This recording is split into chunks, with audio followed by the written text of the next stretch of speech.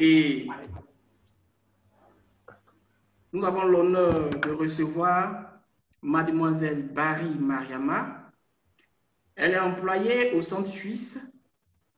Elle est chef de service intendance et assistance administrative. Dans cette fonction-là, elle est chargée d'organiser les événements du Centre suisse. Alors, dans le cadre du projet de la bourse de la Confédération suisse, il faut dire que Mademoiselle Barry Mariama a participé à un projet ivoiro-suisse de 2012 à 2013. Donc, vu le succès qu'a connu ce projet, depuis 2012, elle est chargée des bourses de la Confédération suisse au Centre suisse de recherche scientifique en Côte d'Ivoire. Et dans le cadre de ses activités, elle a eu à donner des formations, plusieurs formations, et je voudrais nommer 2 formations. En 2019, en août et en octobre, elle a donné 2 formations en présentiel sur les bourses de la Confédération suisse, et elle a eu également aussi à écrire 2 articles sur les bourses de la Confédération suisse.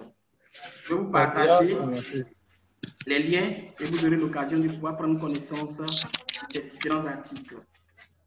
Rappelons encore le thème qui nous réunit en ce jour. Comment préparer efficacement sa candidature aux bourses de la Confédération suisse. D'accord. Les objectifs qu'elle s'est fixés au travers de cette présentation, c'est de vous former sur comment monter son dossier, c'est très important. Vous indiquer les pistes pour trouver les professeurs encadreurs en Suisse. Et le dernier objectif, c'est de présenter les critères d'éligibilité et d'admission aux bourses de la Confédération suisse. Sur ce, je voudrais rappeler encore à tous les participants de bien vouloir fermer leur caméra et micro, et surtout pendant la présentation de Mademoiselle Barry, vous avez la possibilité de poser toutes vos questions dans le volet chat, sinon conversation. Et moi, en tant que modérateur, je me ferai fort de poser ces différentes questions à... Encore merci pour votre présentation, pour votre présence. Et passez maintenant la parole à Mademoiselle Barry pour nous entretenir autour de ce thème qui est très, très important. Je vous remercie. Mademoiselle Barry, s'il vous plaît. D'accord. Merci Djibril, merci très cher Djibril. J'espère que tout le monde m'entend. On te reçoit 5-5. D'accord, c'est super déjà. Je vais nous faire l'économie de la vidéo pour être sûr de garder une connexion assez stable pendant toute cette séance. Donc, je vais revenir sur ce que notre cher ami M. Dosso Djibril vient de vous dire. S'il vous plaît, fermons nos micros pour ceux qui n'ont pas la parole et si on peut couper les vidéos, ce serait parfait.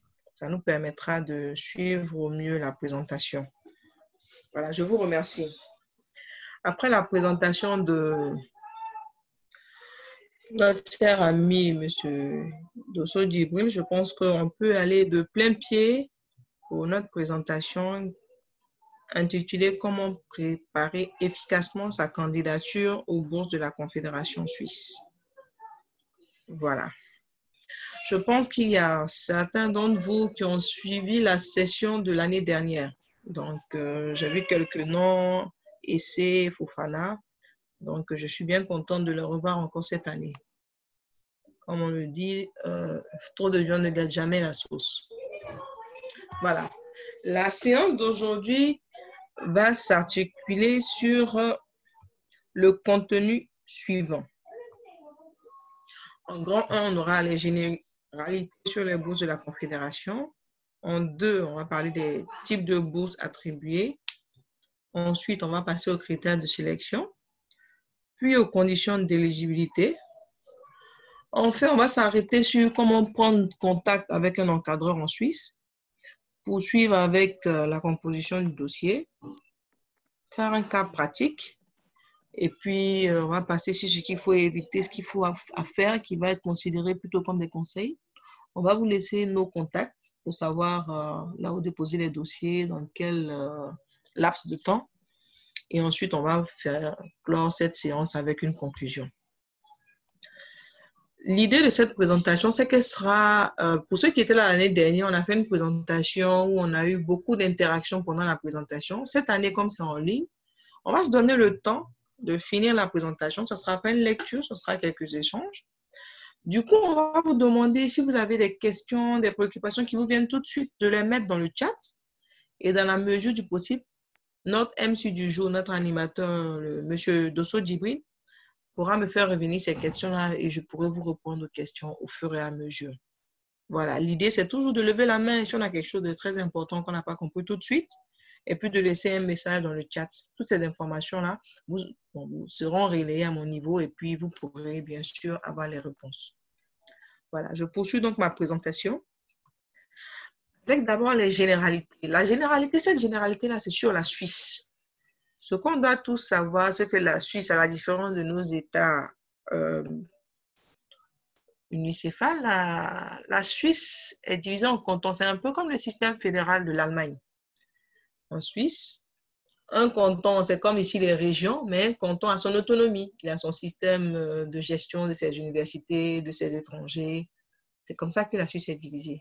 Donc, quand vous allez en Suisse, quand un canton vous accueille avec ses conditions qui ne sont pas forcément les mêmes que notre canton. En Suisse, les langues officielles, il y a 4 langues. Il y a le suisse allemand, le français, l'italien, le romanche. Ce sont les langues officielles en Suisse. Et l'anglais est la langue scientifique. C'est la langue que vous pourrez utiliser pour voyager de Genève à Zurich, en passant par toutes les villes francophones, anglophones ou germanophobes. La Suisse possède l'un des meilleurs systèmes éducatifs au monde. Pour ceux qui suivent les vieux films, mais vous allez voir que de nombreuses personnalités de ce monde ont fait des pensionnats en Suisse. On vous parle de l'EPFL de Lausanne. On vous parle de l'école agricole de Zurich, qui forme des ingénieurs, au-delà des ingénieurs dans l'aérospatial ou dans le monde agricole. Vraiment, ils ont un système éducatif qui est assez stable et qui est reconnu comme l'un des meilleurs au monde. Déjà, c'est lié au niveau de vie, mais au niveau aussi de la qualité de vie. C'est l'un des pays qui a l'une des meilleures qualités de vie au monde. Qu'est-ce que les bourses de la Confédération? C'est pourquoi nous sommes réunis aujourd'hui. Les bourses de la Confédération, ce sont des bourses d'excellence. C'est bien dit excellence. Ce ne sont pas des bourses d'études simples, ce sont des bourses réservées aux personnes excellentes. Pour des chercheurs précisément qui sont motivés, qui veulent faire des travaux de recherche dans des universités suisses, mais pas n'importe lesquelles. Les universités spécialisées dans des domaines et reconnues pour cela. Je vais aller tout de go en vous disant que l'université de Genève ou l'université de Neuchâtel, par exemple, sont hautement reconnues pour les étudiants en droit qu'ils ont, pour les modules de droit qu'ils présentent par rapport à une autre université en France, par exemple. Là, vous avez juste à votre droite, le tableau que vous voyez en rouge, qui vous détaille un peu c'est quoi. C'est une offre de bourse qui se fait pour plus de 180 pays dans le monde. Dès août, les appels à candidature sont lancés maintenant en septembre. Le dépôt des dossiers se fait pendant la période de septembre à décembre. Il y a une sélection qui se fait en mai. Vous avez les résultats en mai et vous commencez l'étude en septembre de l'année N+1. Mais nous aurons le temps de revenir déjà sur les détails. L'idée ici, c'était de vous faire comprendre que ce sont des bourses, oui. Ce sont des bourses d'excellence pour des chercheurs motivés qui veulent faire de la recherche dans des domaines où les universités suisses sont bien reconnues en étant excellentes. Ce sont les 4 points que vous devez retenir. On poursuit donc. Quels sont les différents types de bourses qui vous sont offerts? Vous avez 3 types de bourses. Je suis étudiant en master. Je suis en pleine rédaction de mon master. J'ai un thème de recherche qui est assez pertinent, qui est intéressant. pour lequel je pense qu'une année en Suisse, dans une université dont c'est le domaine. Monsieur Yeboué, pourriez-vous fermer votre...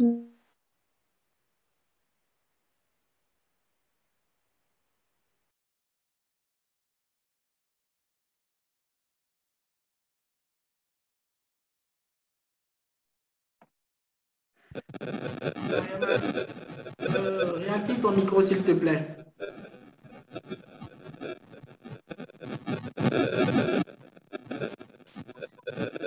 Oui, mon micro ouvert, mais celui de Bamori Koulibaly également. Monsieur Bamori. Merci. Je reviens donc. Je suis doctorant, je suis à ma 2e année de thèse. J'ai fait ma récolte de données sur le terrain. J'ai besoin de les analyser ou j'ai besoin de vraiment d'une bibliographie qui n'est pas disponible en Côte d'Ivoire et qui se trouve disponible en Suisse. Je peux postuler pour une bourse de recherche. La bourse dure 1 an. 1 an pendant laquelle, une année, pardon, pendant laquelle je peux faire mes études en Suisse, dans un milieu où j'ai les documents à disposition et j'ai le matériel à disposition. Toujours pour les bourses de recherche. Pour vous dire que ces bourses de recherche-là, tout le monde peut postuler pour cela dès qu'on a le niveau master. Monsieur Yeboué. Oui. Je vais fermer.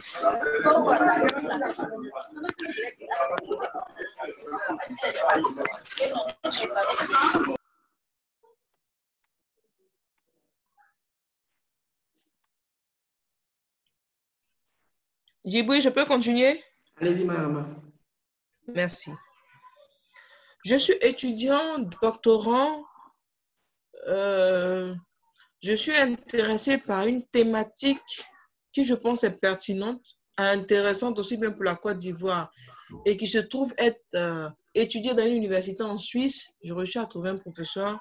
J'ai envie de faire une co-thèse, c'est-à-dire une co-tutelle sur ma thèse. Je poursuis pour une bourse de doctorat qui peut commencer à 12 mois et être prolongée à 3 ans. Prolongée à 3 ans, pourquoi? La thèse, c'est sur 3 ans. Dans un système éducatif normal, une thèse, c'est sur 3 ans. En tout cas, en Suisse, c'est sur 3 ans. Je postule en étant au niveau master. Je viens juste avoir mon master 2. Et je trouve un encadreur qui est intéressé à m'accompagner dans ma thèse. J'informe mon professeur encadreur et on y va. J'ai la possibilité de faire 1 année, 2 années ou 3 années maximum pour une bourse de doctorat. Idéalement dédié aux étudiants qui viennent d'avoir le master 2 et qui ont trouvé un professeur qui est d'accord d'encadrer leur doctorat, parce que ça, c'est vraiment lié au doctorat.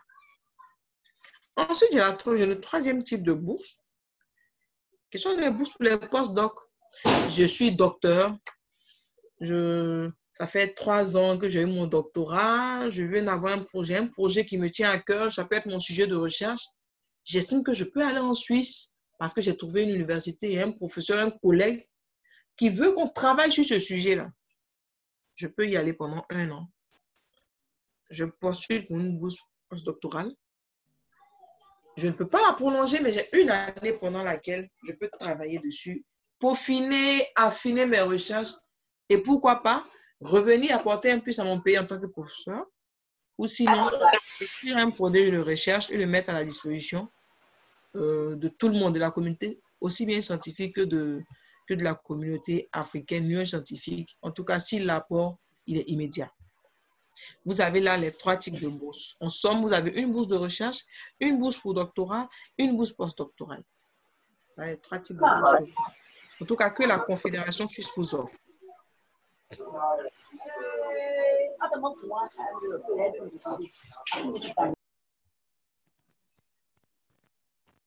Excusez-moi, je n'arrive pas à passer à ma prochaine slide.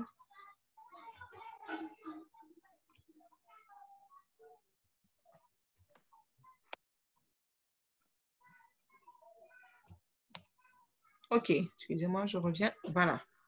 Ce sont les aléas du direct. Pourquoi est-ce que cette présentation vous est faite quelqu'un qui travaille au Centre suisse de recherche scientifique plutôt qu'à l'ambassade de Suisse, par exemple? Cette question m'a été posée l'année dernière. Parce que le Centre suisse a été retenu comme un centre de recherche d'excellence, à qui la Confédération suisse, à travers l'ambassade de Suisse, a donné un mandat pour traiter ces questions de bourse, c'est-à-dire recueillir ces dossiers-là et puis amener la communauté ivoirienne et la communauté des 5 pays cités ci-dessous à postuler. En d'autres termes, la Côte d'Ivoire a mandat pour recueillir les dossiers, faire le premier tri et les transmettre à l'ambassade pour la Côte d'Ivoire elle-même, pour le Burkina, pour la Guinée-Conakry, le Libéria et la Sierra Leone.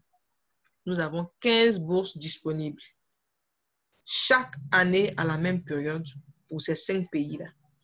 Et je dois avouer que c'est un honneur pour nous en Côte d'Ivoire de l'avoir. Et l'idée de ces formations-là et ces présentations-là, c'est d'amener de plus en plus de jeunes chercheurs à savoir qu'il y a cette possibilité-là qui leur est offerte de poursuivre une partie de leurs études en Suisse, en tout cas dans le cadre de la recherche, et ce, avec 15 places disponibles chaque année. Le point 3 disait quels sont les critères de sélection? Parce que oui, il y a des bourses disponibles, mais est-ce que je suis éligible à ces bourses-là? Les 3 dimensions qui sont à retenir pour ces bourses, appelées bourses de la Confédération suisse, c'est d'abord la dimension du candidat. Quel est son profil académique? Quelle est sa capacité de recherche et sa motivation? Est-ce que vous êtes motivé? Est-ce que vous êtes sûr de pouvoir tenir votre projet de recherche? En deuxième dimension, vous avez le projet de recherche en lui-même, le thème sur lequel vous voulez travailler. Est-ce qu'il est pertinent? Est-ce qu'il sort du lot? Est-ce qu'il permet un apport gagnant-gagnant aussi bien pour la Suisse que pour mon pays d'origine? Est-ce qu'il est pérenne? Est-ce que c'est un projet qui peut durer dans le temps, qui peut apporter un plus aussi bien à la Suisse qu'à mon pays d'origine? Et ensuite, la troisième dimension, c'est le contexte académique.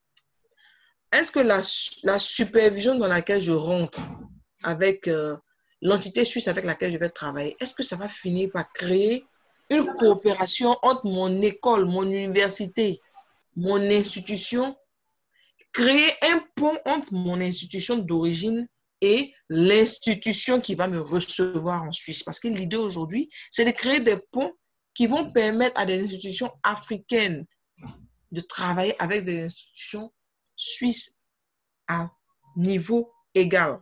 Échange, coopération, ça veut dire à égalité. Et bien sûr, ceci n'est pas une dimension, mais ce qu'il faut regarder derrière, c'est vraiment la perspective à long terme. Est-ce qu'avec le projet que je vais développer, avec le sujet que je vais développer, dans le long terme, ça va permettre à mon pays, à mon université, à mon institution de créer un pont pérenne qui va permettre à d'autres étudiants après moi de continuer à aller travailler en Suisse et puis à créer, pourquoi pas, un centre d'excellence ivoiro-suisse. Tout ça à l'issue d'un projet que j'aurai écrit. Voilà ce qu'il faut avoir comme dimension à retenir. Ce sont des critères essentiels. Est-ce que je suis motivé? Est-ce que mon projet de recherche est solide? Est-ce que je suis sûr que ma supervision est solide et qu'elle a un potentiel de créer un pont entre mon institution et l'institution sœur, consoeur que je vais trouver en Suisse? Voilà les 3 premiers critères qu'il vous faut voir. Ensuite, il faut avoir des prérequis. Le prérequis, c'est quoi?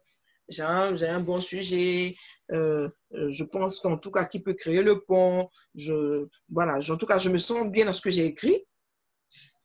Mais il faut que j'ai un professeur superviseur en Suisse. Je veux travailler dans le domaine agricole. Est-ce que j'ai un répondant dans une université suisse où nous sommes dans le monde agricole? Est-ce qu'il est prêt à m'inviter? Est-ce qu'il est prêt à m'inviter? Est-ce qu'il est prêt à la collaboration? Parce qu'avoir les idées, c'est déjà une chose. Mais après avoir eu ces idées-là également, il faut que ces idées-là puissent prendre forme. Et ça, ce sont les prérequis. Vous verrez tout à l'heure dans la suite de la présentation un exemple de courriel à adresser à un professeur suisse, par exemple, qu'on aura retenu, qu'on aura recherché et trouvé, qui nous dira, ben, écoutez, je suis intéressé, on va vous montrer comment lui écrire. Après les critères d'éligibilité, il faut également mettre les conditions d'éligibilité pour les différentes sources, pour les différents types de bourses. Vous devez savoir qu'il y a 3 types de recherche. Pour la bourse de recherche, il faut que j'ai un master équivalent obtenu avant le 31 juillet, le diplôme. Pour une bourse doctorale, également, il faut que j'ai obtenu mon master ou l'équivalent au plus tard le 31 juillet. On dit équivalent universitaire parce que nos amis des grandes écoles doivent savoir qu'ils ne sont pas exclus tant qu'ils peuvent écrire un projet de recherche. Un projet de recherche, il va dans plusieurs domaines. Ce ne sont pas uniquement les domaines scientifiques, il y a plusieurs domaines. Ces critères, ces conditions d'éligibilité, je les ai énumérées là en grande ligne, mais des supports sont disponibles, je vous les enverrai en fin de présentation, qui vous donnent les détails, qui donnent encore plus de détails pour chaque type de bourse en anglais. C'est ce qui est résumé là vraiment en français. Mais c'est le support premier qu'il faut avoir sous la main quand on veut postuler pour la bourse de la Confédération. Est-ce que je réponds à tous ces critères-là? Le critère de l'âge, le critère de la lettre du professeur d'accueil, le projet de recherche avec un calendrier. Je suis sûr que je n'ai jamais bénéficié d'une bourse de la Confédération. Donc tout ça, ben, vous aurez des supports en fin de présentation. Idem pour les bourses postdoctorales. Il faut avoir obtenu son doctorat après le 31 décembre 2017 et avant le 31 juillet 2021. Je suis actuellement en doctorat, en thèse, mais si j'ai mon doctorat maintenant, j'ai déjà soutenu avant le 31 juillet 2021, je suis éligible pour la bourse de la Confédération. Mais pas plus de 3 ans après la délivrance de mon diplôme. Après 3 ans, je ne suis plus éligible. Tout ça, comme je vous le disais précédemment, vous aurez un document dessus qui est en anglais, mais qui vous donne encore plus de détails sur les conditions d'éligibilité. On poursuit notre présentation avec ce que j'avais appelé ici l'enjeu phare de cette présentation. Comment je prends contact avec un encadreur en Suisse? Comment je fais pour entrer en contact avec une personne que je ne connais pas, que je n'ai jamais vue, mais avec qui je veux commencer une collaboration pérenne? Il y a des prérequis à avoir. Il faut d'abord que son objectif de recherche soit clair. Il faut avoir un résumé de son projet. Il faut avoir l'accord de son encadreur dans son université d'origine. Et enfin, il faut se lancer et écrire au professeur. L'idée de prendre contact avec un encadreur à l'étranger vient du fait que dans une coopération, nous disons coopération, pour une supervision, il faut déjà que j'ai pu prendre contact avec la personne dans un premier échange, que la personne soit intéressée à coopérer avec moi en supervisant le travail que je vais lui présenter. Et ce travail-là, je dois avoir au moins le minimum, c'est-à-dire un résumé de ce travail-là. Question académique, il est très important. Il est pour certains domaines primordial d'avoir l'accord de son encadreur dans son université d'origine.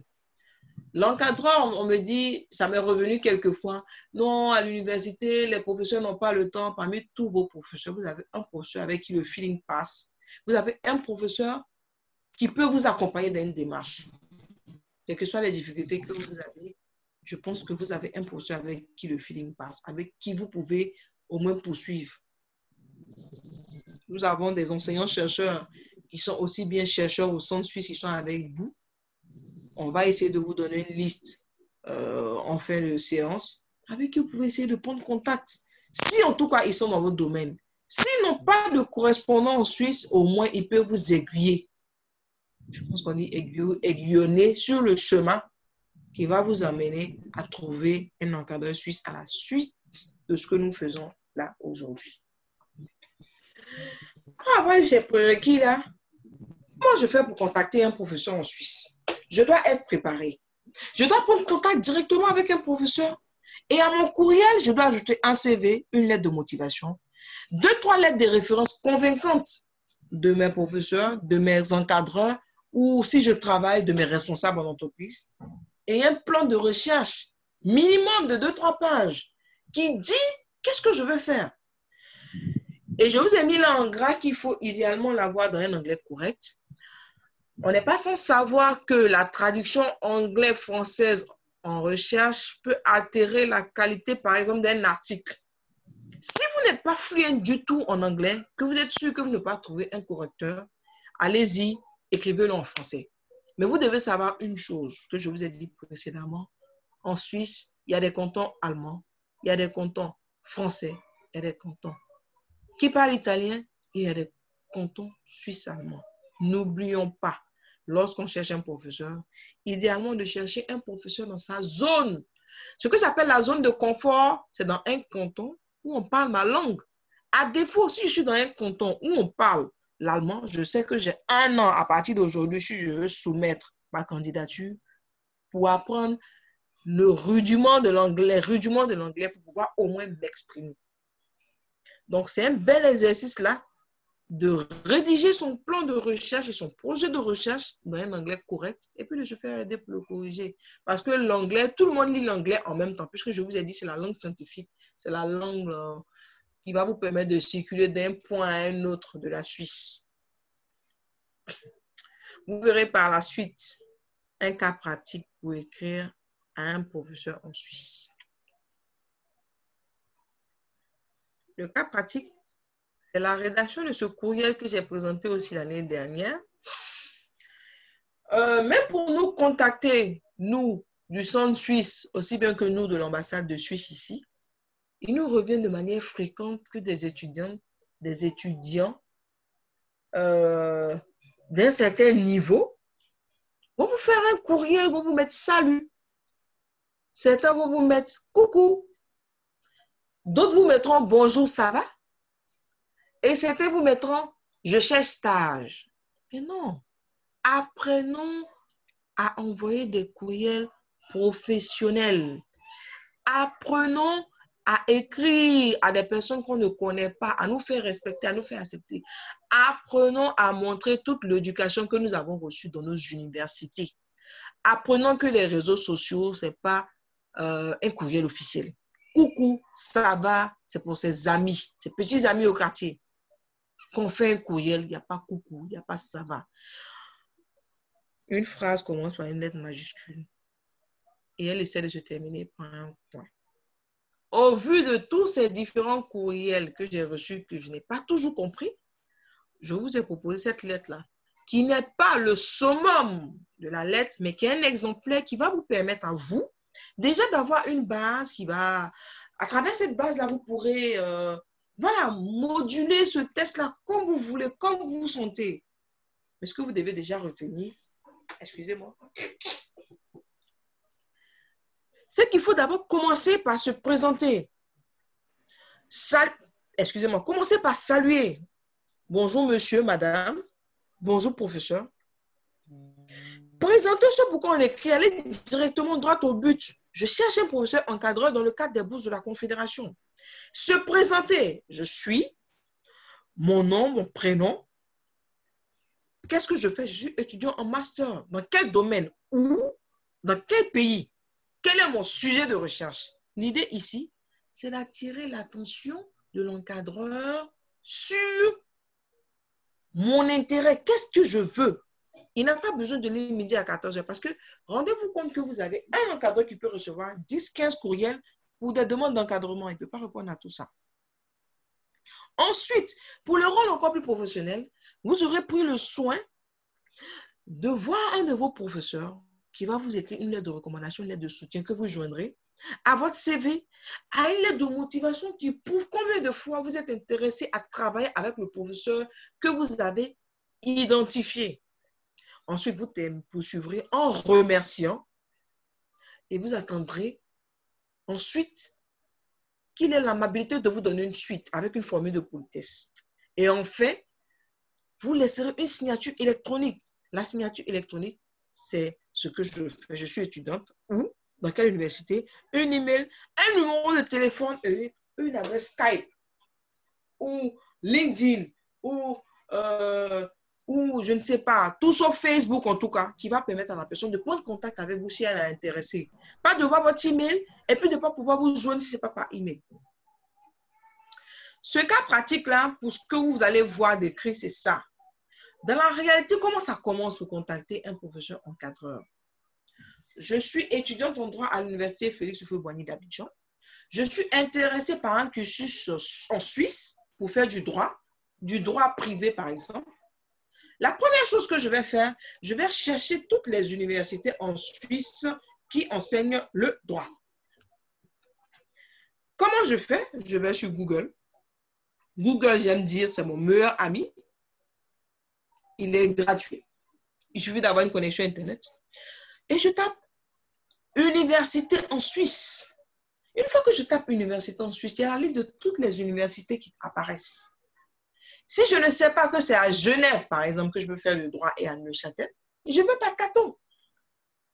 Je rentre dans j'aurai les liens pour chaque université.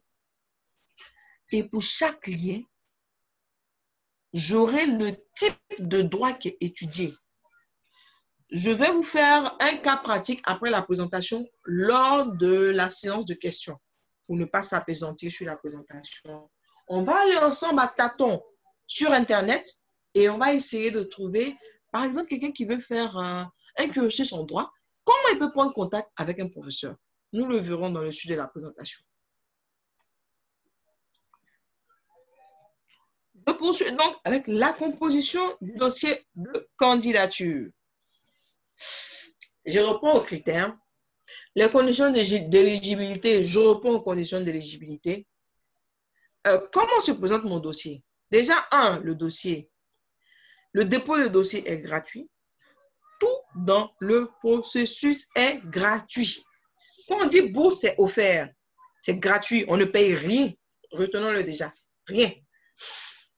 Les formulaires sont disponibles à notre niveau. Vous allez remplir un formulaire, le dactylographier, c'est-à-dire le remplir en ligne, l'imprimer, coller ma photo dessus et signer à l'encre.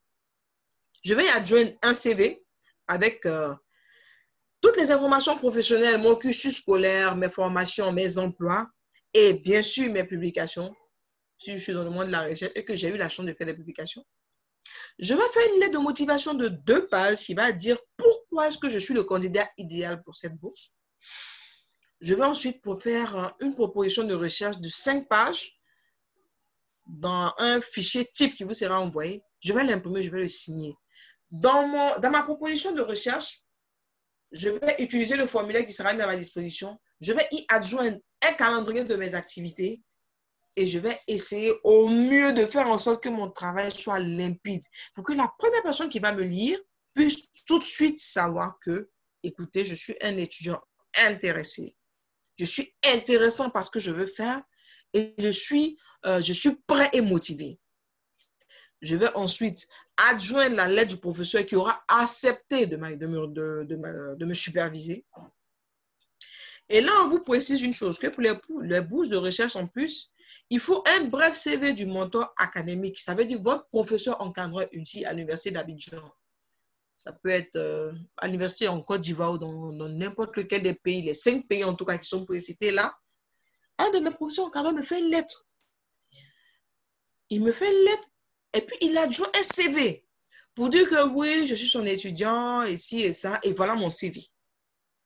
Pour les bourses doctorales, je suis en année de Master 2, je veux poursuivre mon doctorat. On va me demander de m'inscrire parce qu'il faut une inscription dans l'université. Parce que vous ayez la bourse ou pas, il faut que simultanément vous soyez inscrit dans l'université que vous avez retenue pour qu'au moins vous réservez une place. C'est la même chose qui se passe ici. Ici, on a 50 000 places pour les étudiants. On n'a pas 50 001 places. Donc, si vous n'êtes pas prévu pour l'année prochaine, même si vous avez la bourse de la Confédération, vous n'aurez pas de place pour un doctorat. Vous aurez une place pour une bourse de recherche. Et l'année d'après, s'il y a de la place pour un doctorat, on verra. Sinon, après 1 an, vous n'aurez pas pu faire votre doctorat là-bas. Vous serez obligé, après avoir fait les 3 ans, de revenir à Abidjan pour ensuite soutenir. Parce que c'est ce qui est le plus important dans la bourse doctorale, c'est de savoir si je fais une co-tutelle ou pas. Je vous laisserai me revenir dans les questions si vous avez besoin de plus d'informations sur ce point-là. Je poursuis donc avec la composition du dossier. Dans le dossier, vous allez mettre 2 lettres de recommandation de vos professeurs. Ça peut être l'un des professeurs qui vous aura remis son CV. il faut qu'il fasse une lettre de recommandation qui dit pourquoi est-ce que parmi tous les étudiants qu'il a, il vous recommande vous en tant que candidat idéal pour bénéficier des bourses de la Confédération. Ensuite, vous allez ajouter les photocopies de votre diplôme, ce qu'on appelle les certificats. J'ai mon Master 1, j'ai mon Master 2, j'ai eu mon bac. Et puis, je vais mettre tous mes relevés de notes qui prouvent quel est le candidat, quel type de candidat je suis. Ensuite, je vais aller contacter un médecin avec le certificat médical que je vais recevoir, le fichier. Le médecin va certifier que je suis en bonne santé. Et enfin, je vais y adjoindre 2 copies de mon passeport, la page principale avec mes données. Et il y a un petit changement pour cette année. Ça, c'est pour ceux qui étaient là l'année d'avant. Désormais, on vous demande 2 sets avant de demander 3 copies du dossier. On vous demande un dossier original et une copie de votre dossier original, sauf les lettres de recommandation qui sont bien sûr dans des enveloppes signées, cachetées, scellées par un tampon. Voilà la composition du dossier. Pendant la composition de votre dossier et pendant toute cette période où vous cherchez les bourses, où vous cherchez un encadreur, qu'est-ce qu'il vous faut éviter? Déjà, vous voyez là dans quelques images là, ce sont les faux appels à bourse. Les fausses lettres. Vous n'avez pas pu trouver de professeur encadreur et puis vous falsifiez une lettre que vous avez vue sur Internet. Ça se sait tout de suite. Ce que vous devez savoir, c'est que chaque professeur encadreur en Suisse sera contacté pour certifier par email, par courriel qu'il est votre professeur encadreur. Ensuite, il y a les arnaques sur Internet qui font légion actuellement. Les bourses sont gratuites. Mais sachez que vous ne pouvez pas avoir de bourse si vous n'avez pas fait de demande. Ce n'est pas de la magie. Je peux avoir une bourse seulement si j'en fais la demande. Et elles sont gratuites. Vous allez recevoir des messages de façon intempestive. J'ai reçu, vous avez gagné tel loto. Non. On a une bourse que lorsqu'on la demande. Et la soumission est totalement gratuite. Ce que vous voyez là en image, ça, c'est un pseudo-formulaire que nous étions choqués de voir en ligne. Et vous avez ce genre de proposition-là. Ne soyez pas avares, partagez. Ce genre de format, tout ça, c'est de l'arnaque. Ce qu'il faut plutôt faire, c'est vous adresser aux institutions officielles, le Centre suisse en Côte d'Ivoire et l'ambassade de Suisse ou le consulat suisse de votre pays. Burkina, Guinée, Libéria, Sierra Leone. Vous pouvez vous adresser au Centre suisse ou à vos ambassades. Ensuite, ce qu'il faut faire, c'est de faire votre dossier avec des participations des activités scientifiques. Par scientifique, entendez dans votre domaine de recherche. Moi, j'ai un master en communication, mais je participe aux Journées nationales de la communication, j'ai des certificats, tout ça étoffe mon dossier. Et faire des recherches, comme je vous le disais, sur les sites officiels. L'université d'Abidjan, l'université Félix Houphouët-Boigny, a un site officiel. Vous tapez l'université Félix Houphouët-Boigny, vous avez le site officiel. On ne va pas sur les sites à consonance bizarre. Les sites officiels sont connus. Et on prend son contact avec son superviseur académique. On lui partage son projet et on ne demande pas à demander son appui. J'ai mon professeur de TP qui est là, avec qui je m'entends bien ou pas, mais c'est dans un domaine où je veux poursuivre. Écoutez, je n'hésite pas à m'adresser à lui et à partager mon projet avec lui. Il a le choix de m'aider ou de ne pas m'aider, mais j'ai le devoir de partager avec lui parce que j'ai besoin d'un appui pour avancer. Après que vous ayez su ce que vous avez à faire, à ne pas faire, on vous laisse là nos contacts. Nos contacts. Nous avons une adresse email qui est Bourse de la Confédération 2015. En plus de mon adresse email, c'est l'adresse première à laquelle vous devez nous écrire pour toutes vos préoccupations et toutes vos questions. Ensuite, vous avez le lien du site. Le site officiel des bourses de la Confédération, il y a un seul site, il n'y en a pas 2. Sur ce site-là, quel que soit le pays du monde, si vous faites partie de l'un des 180 pays retenus pour bénéficier des bourses de la Confédération, il y a un lien qui vous mène au formulaire pour votre pays. Je reviens donc pour vous dire que la bourse de la Confédération, c'est du 1er septembre au 30 novembre de chaque année. Et au centre, nous recevons les dossiers le mercredi et vendredi de 9h à 11h30. Au Centre suisse de recherche scientifique, nous sommes au kilomètre 17. Pour ceux qui connaissent un peu, c'est dans le CNRA. et j'aurai l'amabilité de vous recevoir ces 2 jours-là. Vous n'avez pas besoin de prendre rendez-vous pour ces 2 jours-là. Pour tout ce qui est après, on vous a laissé un téléphone 23 47 27 90 auquel vous pourrez nous joindre. Voilà pour ce qui est des contacts. En conclusion de ce que j'avais à vous dire, je tenais d'abord à vous remercier pour l'intérêt que vous avez porté parce que j'ai reçu plus de 365 environ personnes qui ont été inscrites. Je vois aujourd'hui que nous sommes une centaine de personnes. Mais juste pour vous dire, les bourses de la Confédération existent et je pense qu'elles existeront encore pendant de nombreuses années. Elles sont à notre portée. Il y a des difficultés auxquelles les postulants sont confrontés qui nous reviennent souvent. C'est le fait d'avoir des insuffisances de connaissances dans la rédaction des projets. Moi, aujourd'hui, qui vous fais la présentation, je n'ai pas forcément le cursus académique du chercheur. Mais j'ai appris en travaillant au Centre de recherche scientifique que quand on veut apprendre, on peut. Parce qu'aujourd'hui, beaucoup de choses se font en ligne. Beaucoup de choses se font en ligne. Beaucoup de choses se font dans nos universités. Beaucoup de choses se font au Centre suisse. Ensuite, il y a une certaine timidité des étudiants envers au point de leur professeur à l'université. C'est difficile, c'est vrai, mais difficile n'est pas impossible. Allons-y, n'ayons pas peur. Et soyons sérieux dans la préparation de notre dossier. Il faut prendre le temps de lire les documents qu'on va vous envoyer. Si vous ne lisez pas les documents, vous faites des erreurs qui font que votre dossier est exclu avant même de quitter la Côte d'Ivoire. Gérez votre temps. Aujourd'hui, nous sommes le 3. Vous avez 3 mois. La rentrée, c'est maintenant pour chercher un professeur qui sera prêt à vous encadrer l'année prochaine. Vous avez le temps de chercher un professeur, de trouver son accord maintenant et puis d'avoir son sésame, sa lettre pour déposer votre dossier. Il y a la faible implication des professeurs encadreurs, c'est vrai. Mais après, un professeur qui a 200, 300 élèves, à vous de le motiver par votre travail, par votre abnégation et par votre volonté, par votre motivation pour que celui-ci soit disposé et disponible pour vous. Et je terminerai en disant que le Centre suisse vous ouvre ses portes. Vous avez notre numéro de téléphone, vous avez notre contact, vous avez notre site officiel qui relaie des informations. Nous recrutons quelquefois des étudiants en master. Nous avons des présentations que nous faisons, nous avons des activités quotidiennes, scientifiques, séminaires, English Club, nous avons le club informatique. Tout ça aujourd'hui se fait par la force des choses en ligne. Sans être du Centre suisse, vous pouvez participer à toutes ces activités-là. Le Centre suisse veut un centre d'excellence régional qui a pour but de vous accompagner dans tout cela. Nous restons ouverts, disponibles et disposés pour vous. Sur ce, je m'arrête en vous disant merci pour votre présence et pour avoir participé à cette séance. Je reste ouvert pour vos questions, vos besoins de précision et puis pour tout commentaire que vous voudrez faire. Je vous remercie. Djibril, j'arrête mon partage déjà, mais je reste dessus et puis je te laisse reprendre le flot.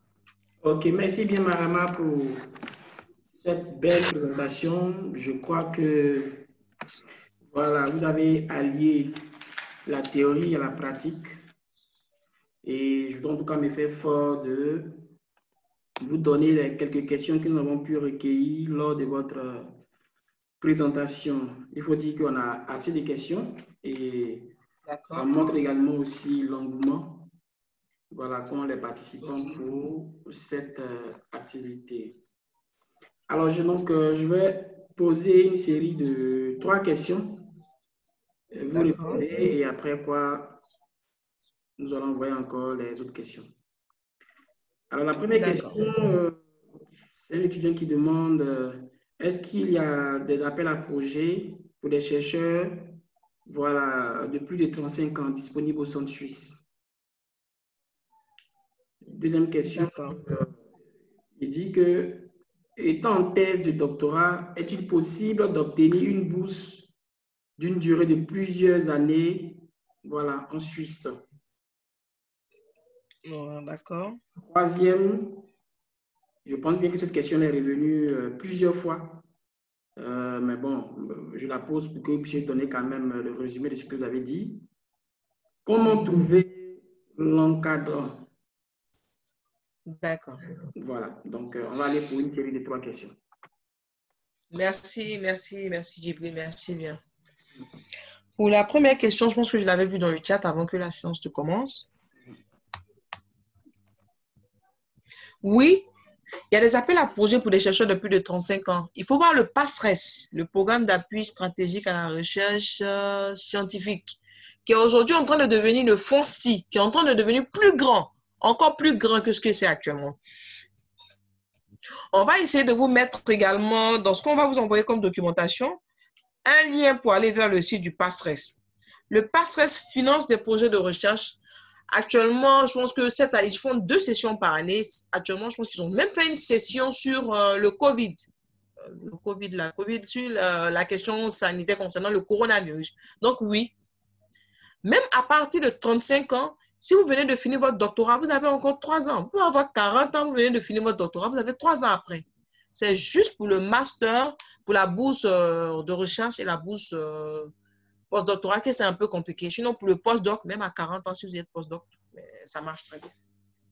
Pour ce qui est de la question de savoir si on peut avoir des bourses qui durent plusieurs années, mais bien sûr, la bourse doctorat, c'est sur 3 ans.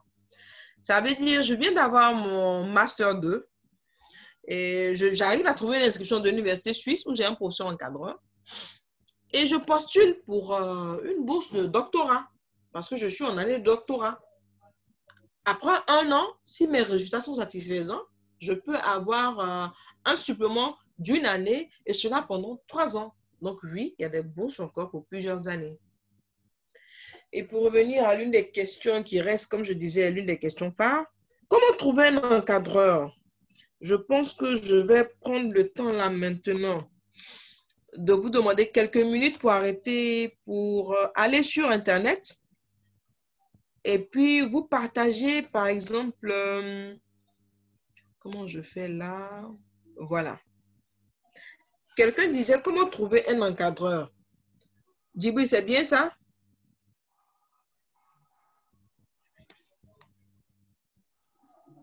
C'est juste. D'accord. Djibril, vous voyez ce que je tape actuellement sur Internet, c'est bon?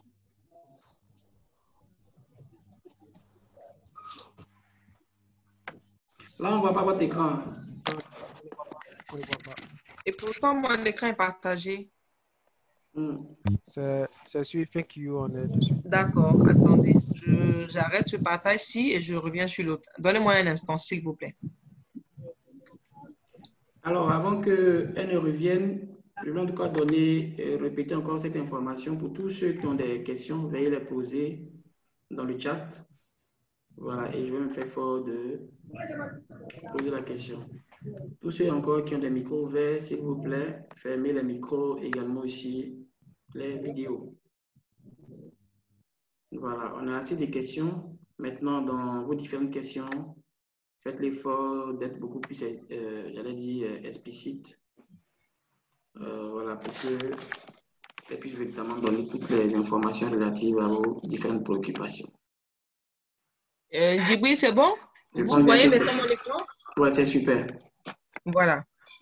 Ce que j'ai fait là, je suis allée sur Google. J'ai tapé Université de Neuchâtel. Je me suis même trompée en tapant, ils ont corrigé. Je pourrais même commencer plus en amont en disant Université en Suisse.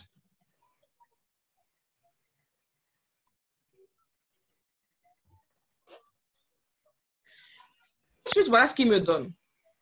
Il me dit, en Suisse, j'ai EPFZ, j'ai l'Université de Zurich, j'ai l'Université de Genève, j'ai une plénière d'universités et d'instituts de formation qui vont apparaître. C'est comme quand je viens, je tape Université en Côte d'Ivoire, on me donne l'Université Nangui-Abougua, Félix Houphouët-Boigny, Jean-Laurent Guédé, on me donne Korogo, on me donne l'Université de Bouaké. Voilà. Moi, je suis étudiant qui est intéressé par le droit, par exemple. J'aime bien la question du droit. Comment je fais pour savoir dans quelle université on enseigne le droit? Parce qu'il faut d'abord que je trouve l'université qui enseigne le droit, un peu comme ici. Ici, si tu ne sais pas que c'est à Cocody qu'on fait le droit, tu ne vas pas aller sur le site de Nangui-Abougua pour chercher un professeur encadré en droit. Bon, j'ai la possibilité d'aller par tâton.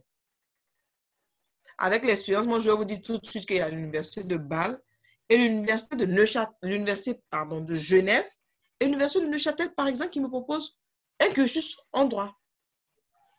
Je vais tout simplement cliquer sur le lien qui va m'emmener sur celui de l'université de Genève. Et vous allez voir, le premier lien étant un lien sponsorisé, il ne m'intéresse pas. C'est bien écrit là, annonce, ça ne m'intéresse pas. J'ai ici un site officiel, www.unige.ch. Unige, c'est université de Genève.ch. CH, c'est l'indicatif pour la Suisse. Et je vais cliquer sur le lien qui va m'envoyer directement sur la page officielle de l'université de Genève. À l'université de Genève, j'ai différentes facultés. L'université est là. Aujourd'hui, je n'ai pas le temps de savoir tout ce que je passe à l'université. Je suis intéressée par les différentes facultés pour savoir quel est le type de droit que je peux, quel est le type de formation que je peux avoir. J'ai une faculté en sciences, j'ai une faculté en médecine, j'ai une faculté en lettres, j'ai une faculté en droit. Comme je suis intéressée par le droit, je vais cliquer sur le lien qui m'envoie sur les informations relatives à la faculté de droit. On y va. Et on me dit, là, je suis directement dans le lien qui va, Université de Genève, faculté droit. On me dit à la une, qu'est-ce qui se passe dans la faculté de droit? Il y a l'actualité de la faculté, il y a la faculté, il y a l'enseignement, il y a la recherche. Mais moi, qu'est-ce qui m'intéresse? C'est l'enseignement. Pourquoi l'enseignement? Parce que je cherche un professeur qui enseigne dans le domaine qui m'intéresse. Mais il faut que je sache quel est l'enseignement qui est donné. Il y a les formations qui sont proposées, il y a le programme des cours, il y a le calendrier académique. Et si je reviens sur la faculté, j'ai l'organisation, les enseignants et les collaborateurs. Je peux décider de venir commencer par les enseignants et les collaborateurs, ou mais je peux venir décider par commencer par l'enseignement. Quelles sont les formations qui sont proposées? Je clique sur les formations qui sont proposées. On me dit, à l'Université de Genève, au niveau du droit, avec un baccalauréat universitaire en droit, je peux avoir une maîtrise en droit économique, en droit international, en droit civil. Je dis, ah oui, moi, je veux faire du droit civil et pénal par hasard. Ah oui, c'est bon. Donc, ils sont là. OK. Je clique sur le lien. On me dit, l'Université de Genève fait du droit civil et pénal. C'est 1 an et demi, c'est sur 3 semestres. L'enseignement se fait en français, les cours en anglais et une connaissance passive de l'allemand est recommandée. Là, je suis bien parce que je parle français. Bon, anglais, ça peut aller. On me dit déjà, voilà les prérequis. Épreuve de base de valeur éliminatoire pour les non-francophones à l'exception des cas écrits. Je suis bien. Donc, ça veut dire que l'Université de Genève propose le cursus qui m'intéresse. Et j'ai tous les détails concernant la période d'inscription et tout ça. J'ai les différents types d'enseignements qui sont là. OK, c'est très bien. Maintenant que je suis rassurée, j'ai besoin de savoir, au niveau de la faculté de droit, quel est le professeur qui est susceptible de m'accompagner? Je n'aime pas le mot aide, de m'accompagner, parce que c'est une supervision. J'ai la liste des enseignants et des collaborateurs qui est là. Je clique dessus. On me dit, il y a le corps professoral. Les professeurs ordinaires, titulaires, associés, assistants. J'ai les chargés d'enseignement, les chargés de cours, les chargés d'assistants. Je me rappelle que si j'ai bien lu mes critères d'éligibilité, il est intéressant d'avoir un professeur qui enseigne, qui est peut-être même doyen de sa faculté. Pourquoi pas? Ça donne du calibre à ma lettre et du calibre à mon dossier. Donc, je vais venir là. Je vais cliquer sur le corps professoral. Et qu'est-ce qu'on va faire? Boum! Ou bim, comme dirait l'autre. J'ai la liste de tous les professeurs dans le domaine du droit de l'Université de Neuchâtel. Ça s'appelle le Sésame. Sésame, ouvre-toi, le Sésame s'est ouvert. Cette dame-là, supervisée, Laurence Boisson de Chazoun, quelqu'un qui est en Suisse actuellement, depuis l'année dernière, qui est peut-être même en train de rentrer, elle est spécialisée en droit international public. Si c'est mon domaine, Laurence Boisson de Chazoun est le professeur qui m'intéresse. Si je n'ai pas la possibilité d'avoir son email ici, en cliquant ici sur sa biographie, par exemple, j'ai la biographie de Laurence Boisson de Chazoun. Elle enseigne depuis quand? Qu'est-ce qu'elle fait? Quel est son domaine d'activité? Qu'est-ce qu'elle a déjà fait? J'ai un résumé sur tout ce qu'elle a fait. Et je me rends compte que là, ben, Laurence Chazoun, Boisson de Chazoun, n'a pas laissé son adresse email. Qu'est-ce que je fais? Google reste mon meilleur ami. Je vais prendre le soin de copier le nom de cette dame-là. Je vais copier le nom de cette dame et je vais aller sur Google. Je vais taper son nom. Et ce que je vais faire, je vais chercher toutes les informations concernant cette dame-là. Parce que Google, c'est mon meilleur ami. Je sais qu'au final, il y a un article, il y a une activité où je vais finir par trouver l'adresse email de cette dame. Sinon, je reste sur le lien de Je reste sur le lien de l'Université de Genève. Et puisque la faculté a un contact, je vais les appeler. Ou sinon, je vais leur écrire. Excusez-moi. Ce petit truc-là me dérange ici. J'ai le contact de la faculté ici. Ah, bah, on ne voit pas ton écran. Oula, le partage s'est arrêté. Donnez-moi un instant. Bien, donc avant que le temps qu'elle mette, on va dire, l'écran, j'espère que ceux qui ont posé des questions en rapport avec voilà, comment trouver un professeur en Suisse, tout et tout ça, voilà.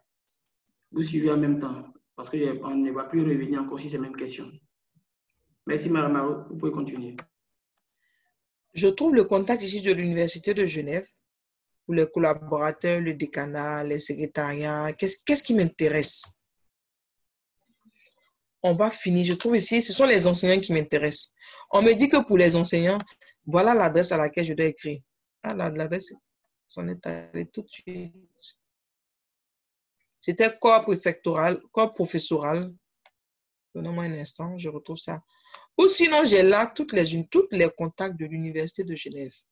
Le téléphone, le fixe. Je prends mon téléphone et j'appelle. Bonjour, je suis temps.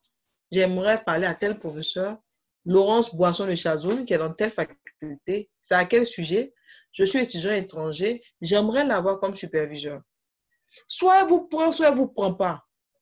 Sinon, vous laissez vos contacts, vous laissez vos références et vous rappelez. Sinon, option 1, vous continuez à aller sur Internet. Laurence Boisson de Chazoun a un profil. Elle a forcément un article où elle a écrit, où il y a son adresse email que vous trouverez si vous continuez à chercher. Ça a l'air simple à dire, mais ce n'est pas si difficile que ça. Parce que l'année dernière, par exemple, nous avons écrit à un professeur de l'Université de Genève pour lui demander est-ce qu'il ne pourrait pas mettre à disposition les contacts des étudiants, des professeurs, pardon, du corps enseignant à notre niveau pour qu'on puisse les épauler. La première chose que nous avons répondu, mais madame, ça, ce n'est pas votre travail. Chaque étudiant, s'il est motivé, doit pouvoir trouver le professeur encadreur. Tout se trouve sur Internet. Tout se trouve sur Internet. Et voilà, précisément, il est même allé jusqu'à me donner un lien pour me dire, est-ce que vous voyez toujours mon écran? Djibril, vous voyez ce que j'ai ouvert? Oui, on voit bien, très bien ton écran. Il m'a écrit les sites web des universités ou encore d'autres regroupements de chercheurs tels le Swiss Plan Science Web sont suffisamment informatifs pour trouver les adresses courriels et numéros de téléphone ainsi que les domaines d'expertise des chercheurs. C'est pour vous dire, un étudiant a le droit de dire j'ai écrit à un professeur, il ne m'a pas répondu. Mais il n'a pas la possibilité de dire je ne trouve pas son adresse email. Ce n'est pas possible. J'ai pris du temps, beaucoup d'années, ça fait maintenant 8 ans que je suis sur ce dossier-là. Je vous dis que ce n'est pas possible. Qui cherche, trouve en matière de bourse. Donc, je pense avoir longuement et même étayé en même temps mon cas pratique sur la question de comment trouver un encadreur en Suisse. Djibril, je te laisse poursuivre. Ok. Avec ces questions. Merci bien, Mariama, pour tous ces détails. Je pense bien que la séance était vraiment, vraiment pratique. Et donc, il y a des questions que nous allons laisser. Comment entrer en contact avec un enseignant en Suisse, comment établir le contact avec une université suisse, tout ça.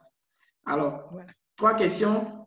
Quels sont les domaines de recherche, donc les spécialités qui sont privilégiées, voilà, dans le cadre de la bourse de la Confédération suisse. Donc, il demande les domaines de recherche, donc les spécialités, s'il y en a. Deuxième question, la co-tutelle en thèse de doctorat est-elle possible, même si la thèse est déjà entamée? Donc, est-ce que la co-tutelle en thèse de doctorat est possible, même si cette thèse-là est déjà entamée? Et une dernière question pour cette deuxième série. Y a-t-il une dérogation pour les personnes nées en 1985?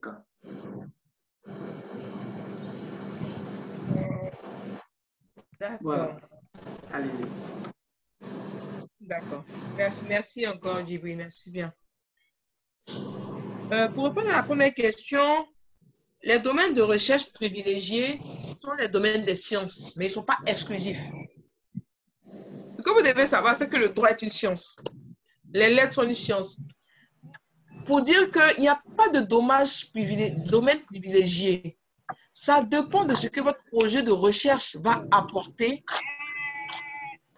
Il y a une personne qui a son micro ouvert. Marma, tu peux poursuivre. Je pense que je vais arrêter. D'accord. D'accord.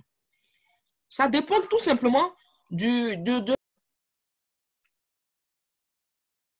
Là, on ne t'entend plus, Marma. D'accord. Merci, Guibri, je suis revenue. Je disais, ça dépend de votre projet de recherche. Les domaines privilégiés, ce sont les domaines qui vont créer un pont entre votre pays d'origine et la Suisse. Ça peut être une simple recherche sur... on a une étudiante qui a travaillé sur les nodules qui poussent sur le Cajanus cajan. Des nodules. Je ne savais même pas ce que c'était. Ce sont des petites boules qui poussent sur les tubercules qui ont la capacité d'absorber, je pense, si je ne raconte pas n'importe quoi, de l'azote. C'était juste ça. Et il est tombé sur une université qui était intéressée, qui était émerveillée parce qu'il y a quelqu'un qui a commencé à travailler dessus. Il n'y a pas de domaine plus privilégié que les autres. Ça dépend de votre projet de recherche. Ça dépend de la thématique dans laquelle vous voulez vous inscrire. Ça, c'est pour la première question. La deuxième question est de savoir s'il est possible de faire une co-tutelle pour les thèses, en tout cas quand c'est déjà entamé. Je vais vous répondre en vous disant que tout dépend de comment vous arrivez à mettre votre encadreur académique ici en Côte d'Ivoire, si c'est la Côte d'Ivoire, avec votre superviseur que vous trouvez en Suisse. C'est pourquoi il faut toujours avoir l'appui et l'accord de son encadreur. Parce que c'est lui qui est censé ici superviser votre travail et vous lui demandez que cette supervision se fasse à deux. C'est vous qui les mettez en contact. Quand vous les mettez en contact et qu'ils sont d'accord, je vous assure qu'ils feront tout ce qui est en leur possible que ce soit possible. Parce qu'une thèse qui est entamée, ça veut dire que vous êtes en deuxième année, il vous reste une année et vous voulez faire la soutenance là-bas, vous voulez avoir une co-tutelle. Ça dépend de l'arrangement que feront les professeurs, celui qui est en Suisse et puis votre professeur ici. Ça, c'est pour la deuxième question. Et puis, vous avez parlé de dérogation pour ceux nés en 1985. Nous n'influençons pas les conditions d'éligibilité. On vous a donné une période. Je pense que la période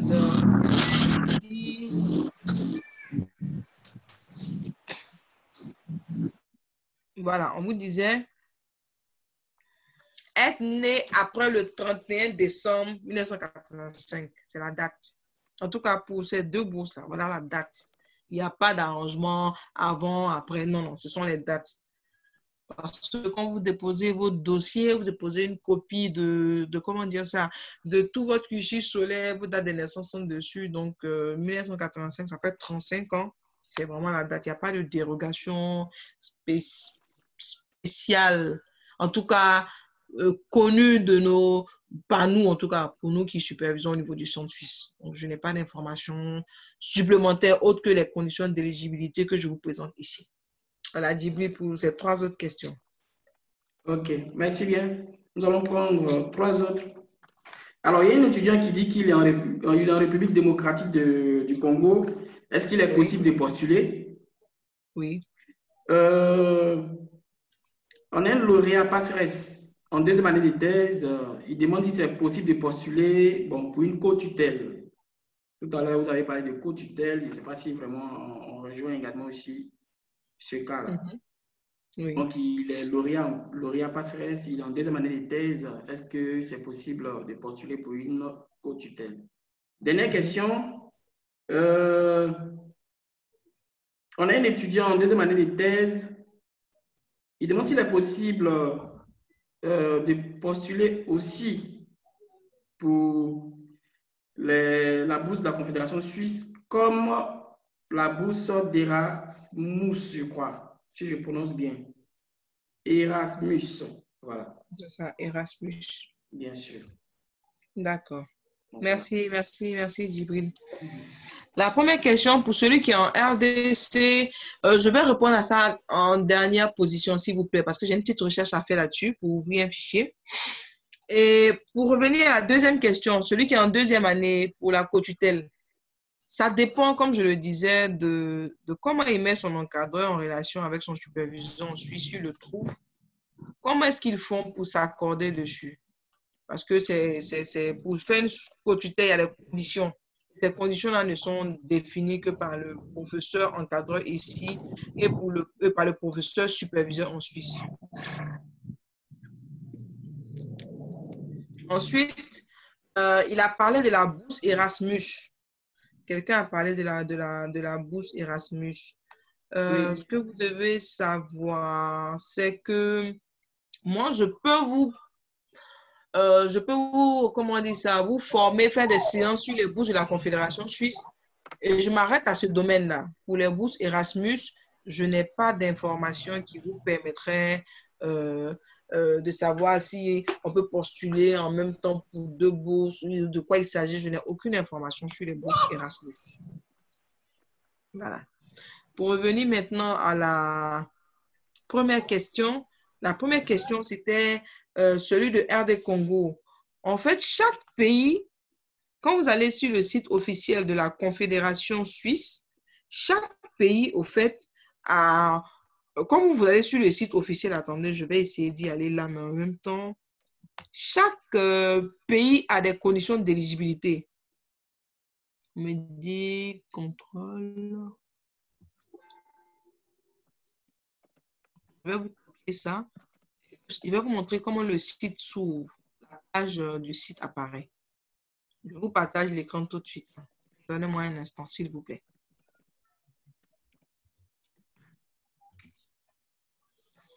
Bien, donc je crois qu'après cette série de questions, nous allons prendre une dernière série, je pense. Donc, on a 3 dernières questions.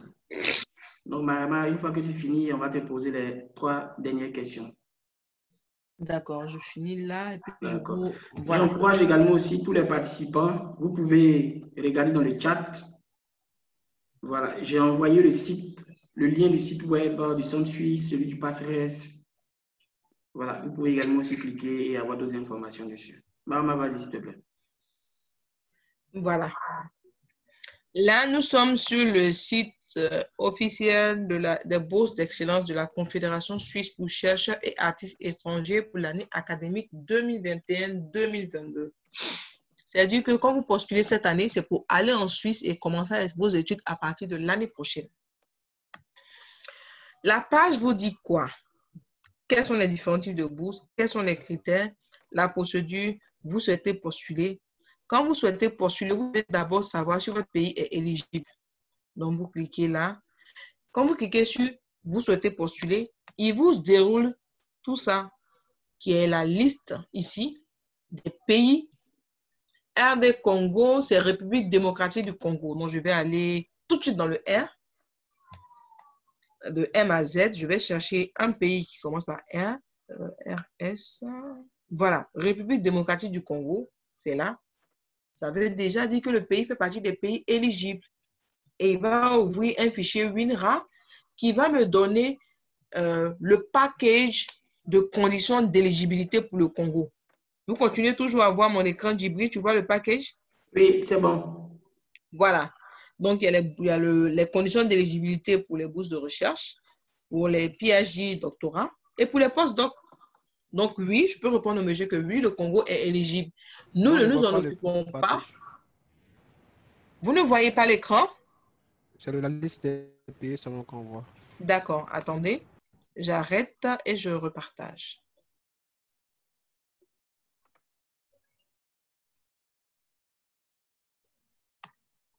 Ah oui, je comprends.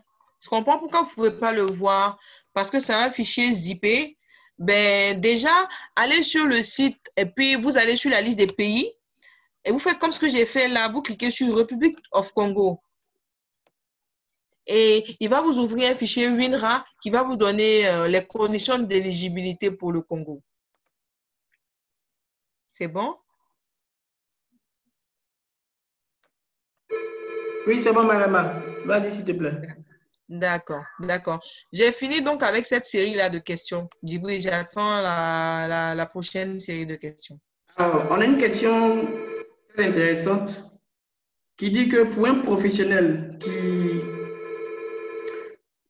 bon, il est en formation et il est en master 2 de recherche en économie rurale, est-ce qu'il est possible d'avoir une bourse lui permettant de faire face ou bien de faire sa thèse tout en étant ici? Donc, je répète, il est en master 2 de recherche en économie.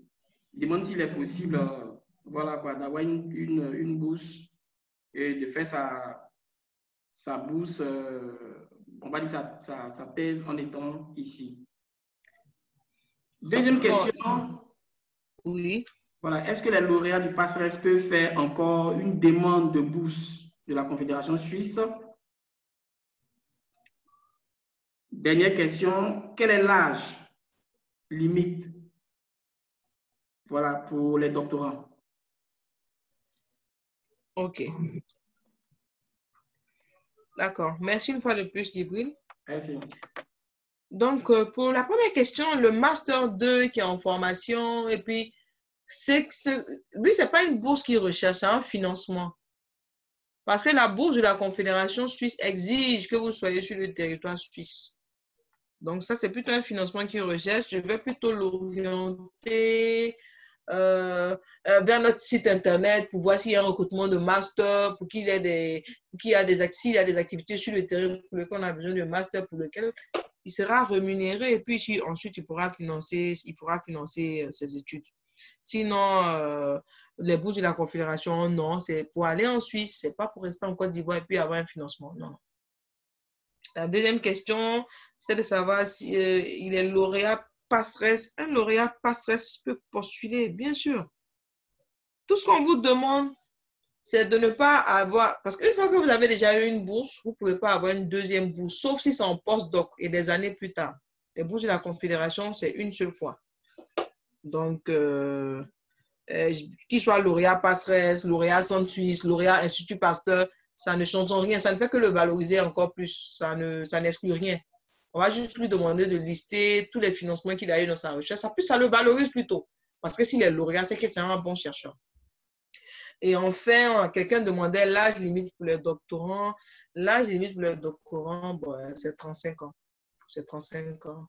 Le système en Europe est différent du système ici où à 35 ans, on est encore en train de faire un master, mais eux là-bas, c'est 35 ans. C'est la limite d'âge en tout cas. Vous voyez, c'est écrit 31 juillet 1985. Donc, c'est 35 ans. Voilà. Djibril, pour cette série de questions, voilà. J'ai vu clignoter un peu. Je ne sais pas si quelqu'un a écrit quelque chose. Là, c'est bon. D'accord. Oui. Je prends rapidement deux dernières questions qui viennent d'arriver et après ça, on va te donner la parole pour conclure. Alors, j'aimerais savoir si après une soutenance de Master 2, ici, est-il possible d'avoir une bourse pour reprendre un Master en Suisse? Donc, est-ce qu'il est possible, après une soutenance de Master 2 ici, il est possible d'avoir une bourse pour reprendre un Master en Suisse? Dernière question. Si je veux bien savoir, nous cherchons un encadreur d'abord avant de déposer nos dossiers bon, au centre suisse. Et puis, il se dépose et se dépose plan fait. Donc, voilà un peu. Ce sont les deux dernières questions.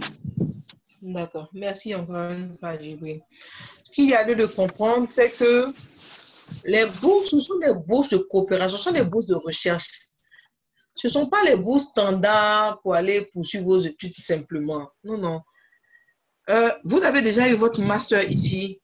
Si vous postulez, ce n'est pas pour avoir un diplôme de master. Non, non. Vous voulez travailler sur un projet de recherche. Ce n'est pas pour aller avoir un master pour revenir. Non, non. C'est pour cela que pour ceux qui veulent avoir des diplômes, comme le doctorat, on demande une co-tutelle. Pour une bourse de recherche, on ne demande pas de co-tutelle. Si vous avez déjà le master, que vous allez là-bas pour faire une année, vous ne reviendrez comme ayant eu une année de recherche, mais vous ne reviendrez pas en ayant eu un autre master. Non, non. Non, non, c'est pas pour aller avoir des diplômes là-bas, non. Pour avoir des diplômes là-bas, c'est uniquement avec la co-tutelle. C'est pour ça que la co-tutelle, on va vous demander de vous inscrire à l'université s'il y a de la place. Ça, je pense que pour ceux qui voudront revenir dessus, ils ont la possibilité de nous aider à l'adresse bourse de la Confédération pour qu'on puisse encore appuyer ce point-là. Et enfin, celui qui demandait, oui, il faut trouver un encadreur d'abord. Il faut trouver un encadreur d'abord. La lettre de l'encadreur, aujourd'hui, c'est de commencer à chercher les encadreurs. Vous avez vous avez jusqu'au 20 novembre même pour trouver un encadreur.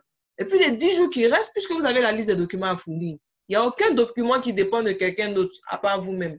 Si vous avez vos relevés, vous avez vos bulletins, vous avez votre passeport, bien sûr, un passeport, c'est au moins 10 à 20 jours, donc mieux vaut vous préparer. Mais le plus difficile, le plus long, c'est de trouver un encadreur parce que vous allez être des milliers à écrire à partir d'aujourd'hui dans les 180 pays. Et la Suisse, c'est un tout petit pays. Tout le monde écrit pratiquement aux mêmes personnes. Donc, c'est maintenant qu'il faut trouver l'encadreur en premier. Dès que vous avez la lettre de l'encadreur, go! Vous courez maintenant pour assembler les autres dossiers, hormis les documents qui vont vous prendre plus de temps, comme le passeport, par exemple. Donc, dès que vous avez la lettre de l'encadreur, vous allez faire votre passeport. Si vous n'avez pas de passeport, et puis vous rassemblez tous les documents, vous venez déposer votre dossier au Centre de recherche scientifique. Je me ferai le plaisir de vous accueillir. Voilà. OK. Donc, je pense que c'était la dernière question. Allô, madame. Oui. Je pense bien que c'est clair. Voilà. Le temps a vraiment tourné et vous avez vraiment pris le temps de pouvoir répondre à toutes les préoccupations des participants. Oui. Alors, je voulais en tout cas dire merci pour toutes vos questions et donner la parole à Mariama pour certainement, voilà quoi, d'autres informations relatives à la formation. D'accord. Merci une fois de plus, Djibril. Je tenais à vous dire que c'est une belle expérience que je partage avec vous, une expérience qui date de 2012 et j'envisage de la continuer tant que Dieu me donnera la force. Et vous dire aussi que le Centre suisse de recherche scientifique est ouvert pour vous accompagner dans votre besoin de recherche, dans votre besoin de progresser dans votre carrière de chercheur, quel que soit le domaine dans lequel vous êtes. Les bourses de la Confédération, c'est chaque année, c'est 15 bourses, c'est une opportunité en or. Je vous invite vraiment à être motivé pour saisir cette opportunité qui s'offre à vous gratuitement. Je vais terminer en disant qu'on va vous envoyer tout à l'heure un formulaire d'évaluation pour évaluer la formation. Nul n'a la science infuse, nul n'est parfait.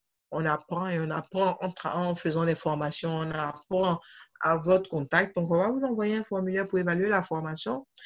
Et cela nous permettra, si Dieu nous donne fait la grâce de la santé, de trouver l'occasion de faire une deuxième session de formation avant novembre, histoire d'améliorer encore la présentation et puis d'améliorer cette présentation que nous comptons faire chaque année, par la grâce de Dieu. Je vous remercie une fois de plus pour cette inscription massive. Je trouve que ça s'est fait en ligne. Et puis, je tiens à vous dire que vous aurez nos contacts dans la barre du chat. Et sinon, cette présentation, elle vous sera envoyée par email et vous pourrez extraire les liens dont vous avez besoin et puis les liens pour aller sur le site et puis avoir nos contacts pour nous contacter, bien sûr.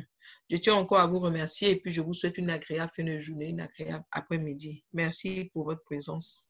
Merci encore.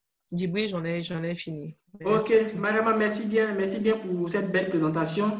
Alors, Koulibaly Nanyonta, il n'y a pas de souci. Oui. Envoyez un mail juste voilà, à Mariama. Je pense bien qu'elle pourra vous donner les informations que vous avez besoin sur les postes. Donc, je vais juste demander à tout le monde d'ouvrir. Tout le monde peut ouvrir son micro, les différentes vidéos, et on va s'encourager, tout simplement par des applaudissements.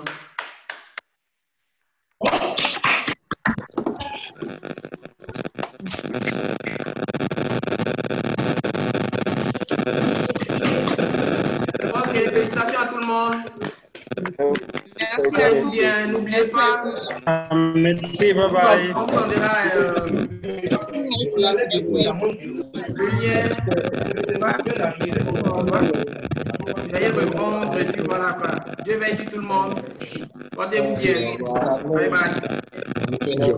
À bientôt. On l'attend là.